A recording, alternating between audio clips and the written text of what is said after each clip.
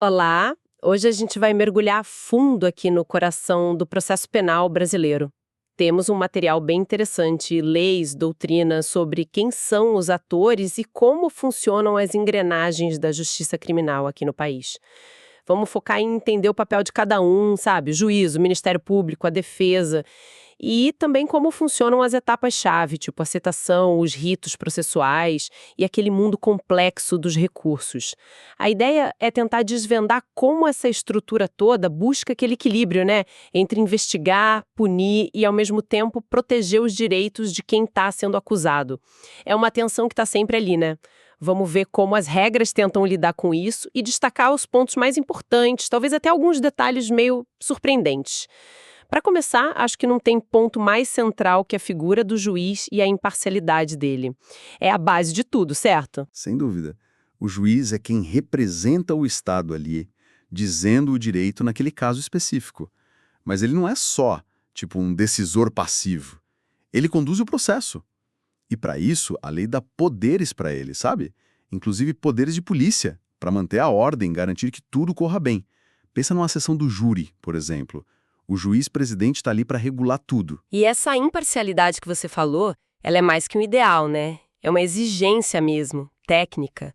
Como que o sistema tenta garantir que o juiz seja neutro de verdade, sem pender para um lado ou para o outro? Então, o sistema tenta cercar o juiz de garantias, né? Garantias constitucionais justamente para tentar blindar essa neutralidade. Tem a vitaliciedade, depois de um tempo ele não pode ser demitido assim arbitrariamente. A inamovilidade, que impede que ele seja transferido à força, só para influenciar uma decisão, sabe? E a irredutibilidade do subsídio. São como escudos, né? Contra pressões externas, políticas, econômicas. Entendi as garantias. Mas e na prática do processo? Na hora de buscar a verdade, o juiz pode sair procurando prova feito um detetive? Não deveria, né? O modelo que a gente busca hoje é mais de um juiz-árbitro do que um inquisidor. O protagonismo na produção de provas é das partes, acusação e defesa. O juiz pode, sim, determinar provas de ofício, mas de forma complementar, sabe? Para esclarecer uma dúvida que surgiu ali. A ideia é evitar que ele se envolva demais na investigação e, bom, perca a imparcialidade. E o que acontece se essa imparcialidade estiver em risco? Por alguma ligação do juiz com o caso ou com as partes? Aí entram as regras de impedimento e suspeição. O impedimento está lá no Código de Processo Penal. Lista situações bem objetivas. São casos em que o juiz está proibido mesmo de atuar, tipo laços de família muito próximos com o advogado, promotor, o próprio réu, ou se o juiz já atuou naquele caso em outra função, como promotor ou advogado antes. A lei é bem detalhista nisso, mostra uma preocupação grande em evitar qualquer sombra de parcialidade. Se um juiz impedido atua, os atos são considerados inexistentes, nulos de pleno direito. E tem a suspeição também, que lida com vínculos mais subjetivos, né? Amizade íntima, inimizade. E é curioso, a lei até protege o juiz de umas manobras. A suspeição não rola se a própria parte criar um motivo de propósito, tipo, ofender o juiz só para tentar forçar o afastamento dele. Interessante essa proteção contra a manipulação. E aquela regra de que o juiz que ouve as testemunhas devia ser o mesmo que sentencia, a tal da identidade física, funciona sempre? Olha, é um princípio importante, tá no CPP. A ideia é que quem teve contato direto com a prova oral, quem viu a testemunha, está em melhor posição para julgar, né? Mas a realidade dos tribunais, com transferência, promoção, férias, acaba que essa regra tem muitas exceções. É um ideal que se busca, mas nem sempre dá para alcançar na prática. Saindo um pouco do juiz, vamos para quem acusa em nome da sociedade, o Ministério Público. Qual é o papel exato do MP nesse cenário todo? O MP é uma instituição bem peculiar, né? Essencial para a justiça, mas não pertence a nenhum dos três poderes. A Constituição define ele como defensor da ordem jurídica, da democracia, dos interesses sociais e individuais indisponíveis. No processo penal, a função mais visível é ser o titular exclusivo da ação penal pública. Ou seja, é ele que inicia a maioria dos processos criminais. E também atua como fiscal da lei, né? Verificando se a lei está sendo cumprida. E ele tem autonomia para fazer isso? Age sob quais diretrizes? Sim, a Constituição Garante autonomia funcional, administrativa e até orçamentária para o MP. E ele se rege por uns princípios importantes. Unidade, que significa que é um órgão só, embora com muitos membros. Indivisibilidade, um membro pode substituir o outro sem problema. E o crucial, independência funcional. Isso quer dizer que cada promotor, cada procurador atua segundo a própria convicção jurídica, sabe? Sem subordinação hierárquica sobre o mérito do que ele decide fazer. Mas espera aí, o MP acusa, ele move a máquina estatal contra o réu, mas ao mesmo tempo tem que buscar a justiça, ser imparcial. Como é que essa dualidade funciona sem gerar um conflito interno o tempo todo? Essa é uma das tensões mais interessantes do sistema. É verdade. O membro do MP não é para ser um acusador implacável que quer a condenação a qualquer custo. O compromisso primário dele tem que ser com a lei e com a justiça.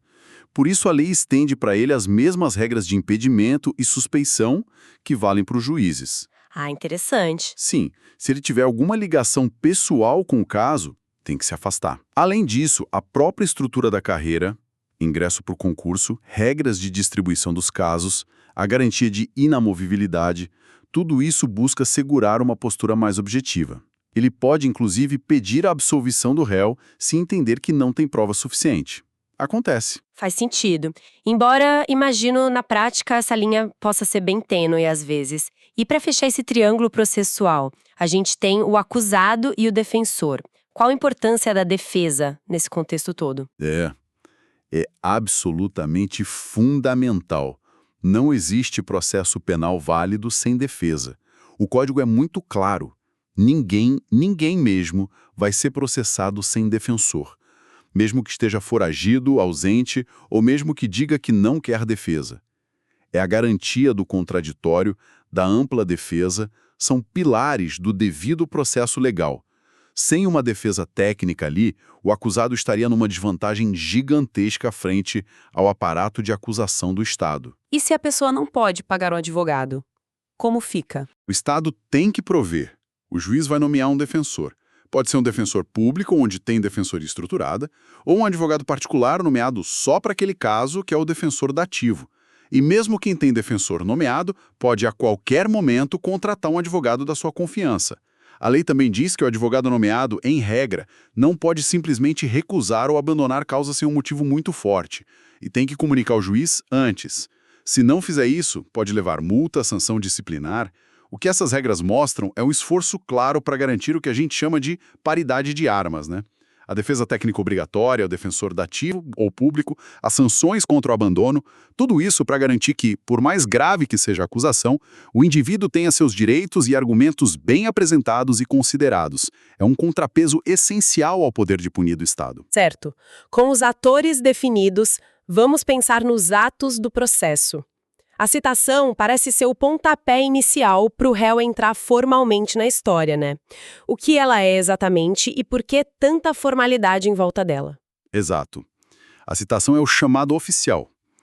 É o ato que diz para o réu, olha, tem um processo contra você, venha se defender. É o que integra ele formalmente na relação processual. Sem uma citação válida, todo o processo pode ser anulado lá na frente. Por isso as formalidades todas. A regra é a citação pessoal, feita por um oficial de justiça.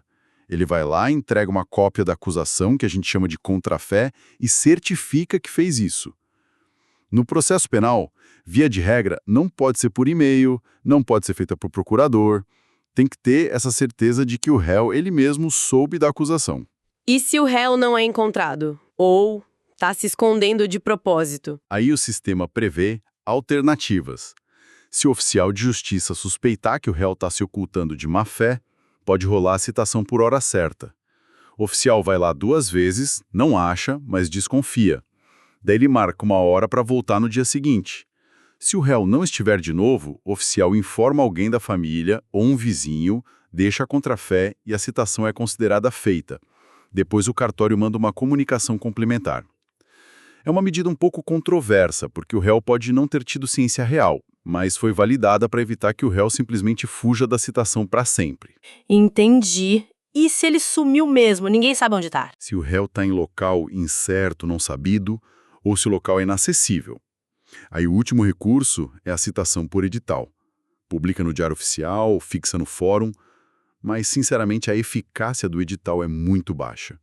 Geralmente o réu não aparece, e aí o processo e o prazo de prescrição ficam suspensos até ele ser encontrado ou constituir advogado. E, claro, se o réu estiver em outra cidade, outro estado ou até fora do país. Usa aquelas cartas. Isso.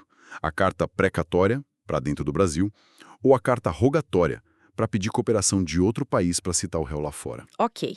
Então, depois de citado, o processo começa a andar. E ele pode seguir caminhos diferentes, os tais de ritos processuais, né? Quais são os principais e como eles funcionam, basicamente? Isso. Basicamente, a gente tem o procedimento comum, que se divide em ordinário e sumário, e os procedimentos especiais, como o do Tribunal do Júri, que é bem particular. O rito ordinário é o mais completo, digamos assim. É para crimes mais graves, com pena máxima de 4 anos ou mais.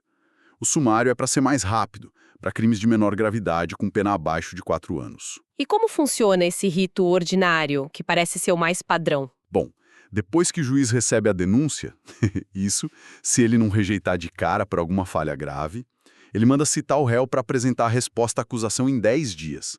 É a primeira chance de defesa formal no processo.